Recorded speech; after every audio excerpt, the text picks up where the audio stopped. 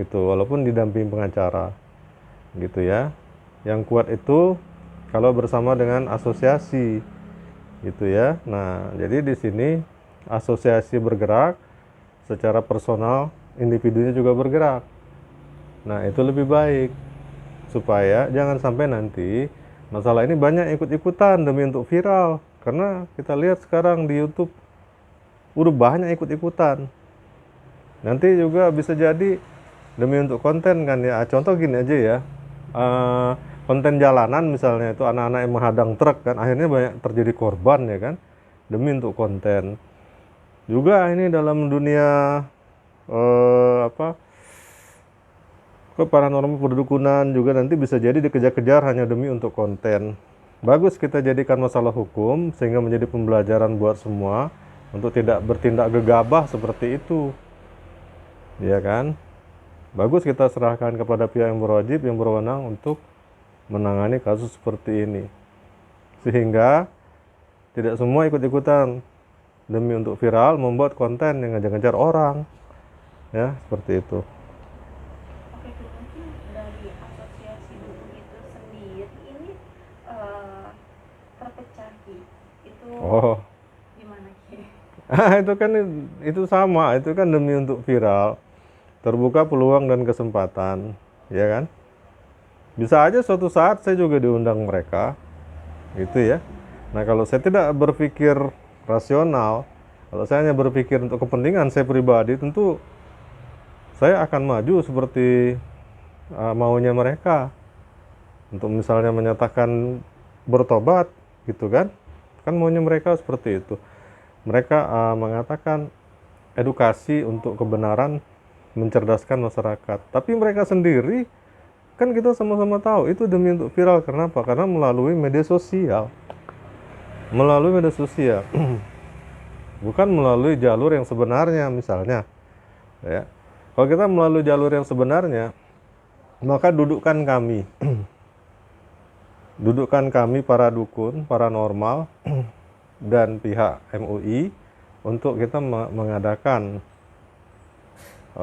duduk bersama di situ ya, dan kemudian mencari jalan keluar untuk masalah seperti ini. Walaupun mungkin sudah ada pernyataan keras dari MUI tentang sikap mereka, tetapi masalahnya tidak segampang itu. Sebab apa yang dinamakan dukun itu, jika dia melaksanakan prakteknya dengan memohon kepada Allah, lantas di mana letak kemusyrikannya? Sementara image yang dikeluarkan selama ini, image dukun itu adalah orang pelaku kemusyrikan, gitu ya. Padahal kalau diperhatikan, dilihat ya, tidak semua dukun seperti itu. Nah, itulah kami yang bergabung dalam perkumpulan, dalam asosiasi keparanormalan, berusaha memberikan pembinaan untuk supaya para dukun itu tidak mau praktek merugikan atau menipu masyarakat. Praktek itu sesuai dengan keahliannya. Walaupun kami tidak ada uji kompetensi, yang ada uji kompetensi hanya para penyehat tradisional atau pengobat tradisional, tapi keparanormalan itu juga kita dari dulu di apa didata itu dalam status terdaftar di kejaksaan. Nah, di sini sudah ada lembaga yang berwenang untuk itu. Jadi buat apa lagi kita dikejar-kejar oleh yang mengatasnamakan dirinya mencerdaskan masyarakat, eh, men- apa, membuat para dukun tobat untuk tidak melakukan kemusyrikan, sementara mereka sendiri melakukan itu demi untuk personal branding, demi untuk viral, ujung-ujungnya kan demi untuk duit, gitu ya. Nah, itulah yang kami lawan.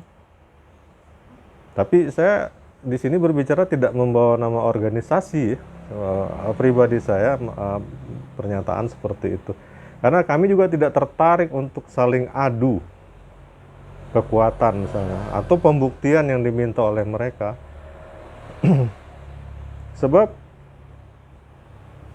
yang kami anggap satu kelebihan yang diberikan oleh Allah itu akan terjadi ketika justru melakukan pelayanan kepada masyarakat, bukan untuk atraksi.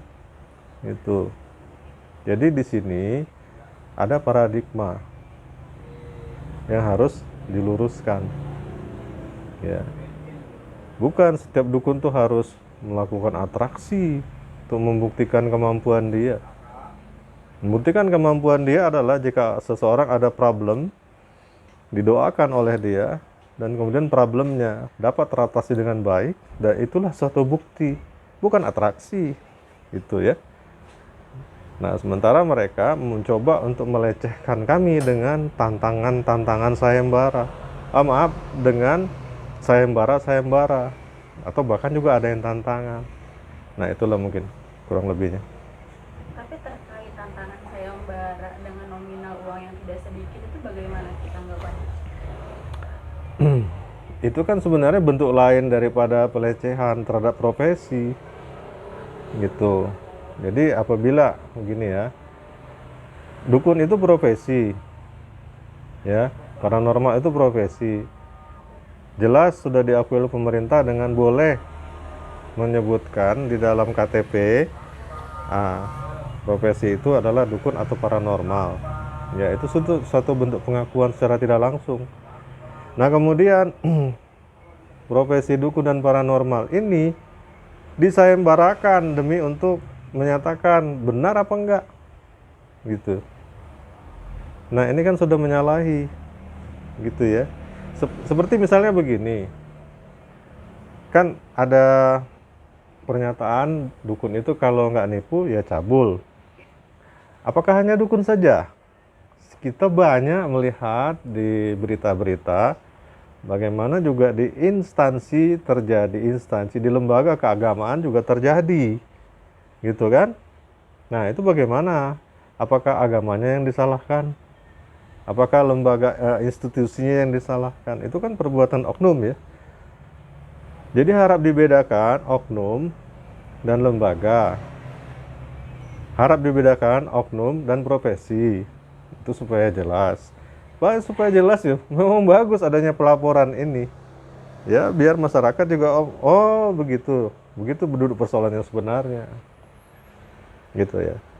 Oke, Ki. Pelaporan sendiri ini terlihat seperti main-main, Ki, karena kan banyak oknum-oknum juga yang pecah akhirnya kan. Tadinya melapor namun sekarang pecah. Gimana, Ki? Nggak apa-apa.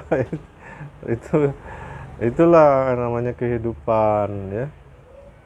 Itulah yang namanya kehidupan. Kan nggak ubahnya kita punya sahabat berkhianat kepada kita demi untuk merebut cinta. Kan kurang lebih seperti itu, ya kan? Namanya manusia pasti ada hilaf dan salahnya. Nggak hanya di kalangan mereka itu yang tadinya melaporkan pecah, itu di kehidupan bermasyarakat juga terjadi antara sesama saudara, sesama sahabat. Itu kan yang dibilang, nanti ujungnya dibilang, oh kamu berkhianat, kamu tidak komitmen, kamu tidak menghargai persahabatan, kamu tidak menghargai persaudaraan. Kan ujungnya seperti itu ya. Jadi menurut saya itu hal-hal yang wajar saja, tidak aneh lagi gitu, tidak terkejut pun begitu. Tapi dari FP, dari forum perdukunan yang dinaungi oleh Kisahmu sendiri, gimana reaksinya? Teman-teman mungkin Iya. berkomentar seperti apa? Oh, teman-teman malah ada yang menyatakan, oh mari kita ambil sisi positifnya. Itu menjadi pengingat, menjadi reminder buat kita semua supaya lebih berhati-hati dalam melakukan pelayanan kepada masyarakat. Ada yang berkata seperti itu, ada juga yang emosi, ya kan? Kenapa kok kita tidak bergerak? Kita kan punya perkumpulan yang solid. Terus saya jawab, betul. Akan tetapi yang kita hadapi itu dia sendirian. Dia bukan lembaga, dia bukan institusi, dia bukan membawa atau bahkan satu padepokan. Dia sendirian, kan aneh. Jadi lebih baik udah kita nonton aja gitu ya. Nah, kita ambil hikmahnya aja atas kejadian seperti ini. Nah, paling tidak nanti pasti ada yang beli. Siapa yang beli? Nanti ada yang melaporkan. Kan seperti itu. Nah, sekarang sudah banyak itu pelaporan itu ya. tinggal dari pihak yang berwenangnya menanggapi apa tidak kan itu sih. Maksudnya layak untuk dijadikan laporan pengaduan atau tidak. Tapi dengan adanya polemik antara dukun dengan pesulap perak ini tuh membawa dampak buruk nggak sih kepada kita dukun sebagai profesi? Nah, jadi ini ada peringatan dari para sesepuh kami ya. Kalau untuk dampak buruk kelihatannya tidak ada. Nggak ada dampak buruknya. Dampak baiknya malah ada. Dampak baiknya adalah menjadi pengingat buat kami semua untuk lebih berhati-hati. Juga yang yang sudah mau hilaf nggak jadi, kan gitu. Dampak baiknya jelas ada. Cuma menurut kami perbuatan semacam itu menimbulkan tanda tanya karena ada pernyataan-pernyataan demi untuk mencerdaskan masyarakat, padahal permintaan masyarakat itulah kami ada. Pelayanan keparanormalan, pelayanan kedukunan itu adalah permintaan masyarakat. Walaupun ada yang bertanya masyarakat yang mana, sudah jangan menutup mata. Kita juga semua tahu, itu sudah jadi rahasia umum. Ya, dari pejabat, dari kalangan grassroots, kalangan bawah, kalangan menengah, kalangan atas, itu semua menggunakan jasa itu. Tapi kan itu bukan buat konsumsi umum yang diumbar, yang secara terbuka, itu kan secara rahasia, gitu ya. Nah, jadi dampaknya malah nggak ada, cuma menimbulkan ini aja, menimbulkan keisengan ingin ikut viral. Wah, ini kesempatan nih buat bikin viral di media sosial. Nah, mulai itu saya nantang. Wah, ya kan? Dan itu sudah ada yang viral waktu itu melalui media IG, ya kan? Dia ada foto si merah, dia bacain, ya kan? Akhirnya dia viral, ya. Itu yang apa namanya, ingin melakukan santet. Iya, padahal itu hanya untuk viral. Jadi udahlah, kalau melalui media sosial nggak ada cerita itu demi untuk kebenaran, demi untuk mencerdaskan, semua demi untuk duit. Udah jelas kok itu. Jadi buat apa kita merasa dirugikan? Ya, dibuat kesal iya mungkin, tapi kemudian kita introspeksi diri juga kan. Anggap aja itu kita punya adik, kita punya anak lagi nakal, kan gitu ya. Nah, tapi memang perlu diajarkan, wah hati-hati kamu jangan sembarangan, nanti bisa berurusan dengan hukum, ya kan? Oke, mungkin profesi paranormal ini masih terdengar aneh oleh kalangan masyarakat. Coba bisa dijelaskan nggak sekarang paranormal itu sudah menjadi pekerjaan di KTP?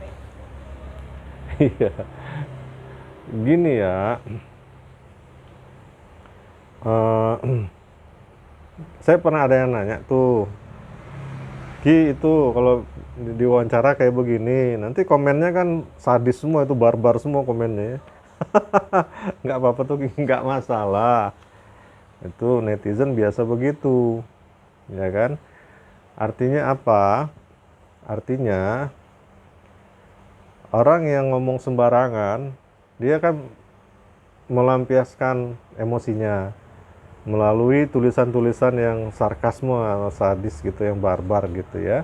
Nah, itu artinya mereka tuh sudah tahu semua tentang paranormal, tentang dukun. Tahu semua kok, bukan hal yang baru buat mereka. Karena itulah kemudian mereka memberikan sikap-sikap yang tidak bijak gitu ya. Kalau mungkin bisa didata yang kemudian melakukan pernyataan-pernyataan seperti itu adalah generasi muda, generasi milenial. Generasi milenial tuh yang tergiring opini, ya maaf kata ini sekarang saya bilang aja, sesungguhnya kejadian-kejadian ini adalah penggiringan opini. Apa gunanya penggiringan opini? Personal branded tadi. Apa gunanya personal branded? Wow, dia itu sama dengan kalau orang dulu bilang nih, kami orang-orang tua dulu bilang, Janganlah suka berdiri di atas penderitaannya orang lain. Dia berjaya di atas orang-orang yang dia jatuhkan. Itu sangat memalukan. Itu tidak sportif. Ya, bukan seperti itu caranya untuk mencari ketenaran. Kan gitu. Jadi perdukunan, keparanormalan itu bukan hal yang dianggap apa ya, baru diketahui sekarang, enggak ya. Nah, banyak orang yang diam. Kalau diukur secara data, lebih banyak mana yang marah-marah di media sosial, kemudian membuli kami dengan yang menggunakan jasa kami. Lebih banyak yang menggunakan jasa kami dan memilih diam, tidak ikut-ikutan di situ. Apalagi sampai ada pernyataan begini nih, kalau dukun yang benar nggak usah marah dong. Iya betul, betul. Kalau dukun yang benar nggak usah marah, dia tidak akan terganggu periuknya. Orang datang.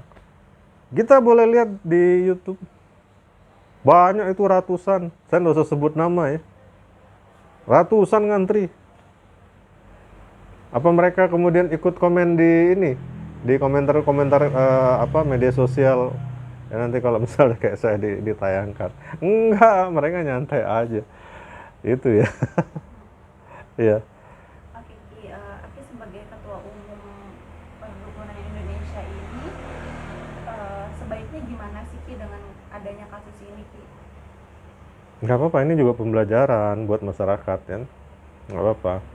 Untuk bersikap bijak, untuk menerima yang namanya ilmu kehidupan. Contoh ya, contoh. Kan marak begal ya, waktu pandemi kemarin. Ternyata setelah kita selusuri, dia begal karena kehilangan pekerjaan dan anaknya perlu susu. Kemudian ada yang mencuri di apa namanya? Alfamart gitu. Ya, ada yang mencuri di toko itulah gitu ya.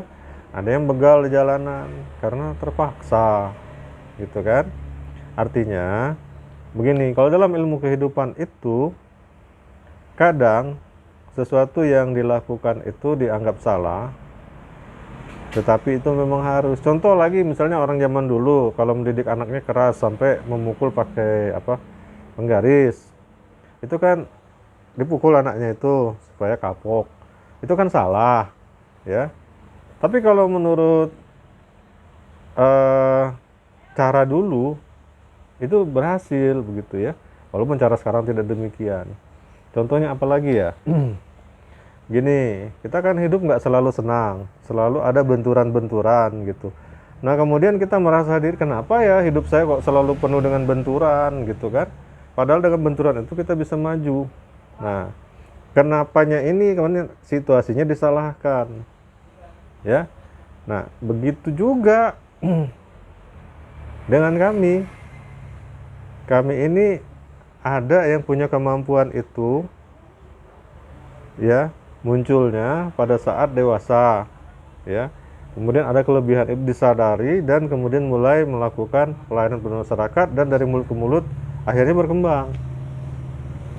Bagaimana kami dituduh melakukan kemusyrikan kalau seperti itu? Apakah misalnya ini contoh ya, seseorang yang memegang keris ya, di sini ada keris, kemudian dikatakan itu musyrik. Nah lalu kemudian secara barbar waktu itu ada oknum-oknum dari pihak yang berseberangan menginjak-injak keris, gitu. Padahal keris itu seni budaya, produk daripada budaya, seni budaya tadi. Nah sekarang ini yang kami khawatirkan justru begini, yang kita khawatirkan sekarang bukan dukun dan paranormalnya yang marah. Orang-orang budaya sekarang mulai marah. Kenapa?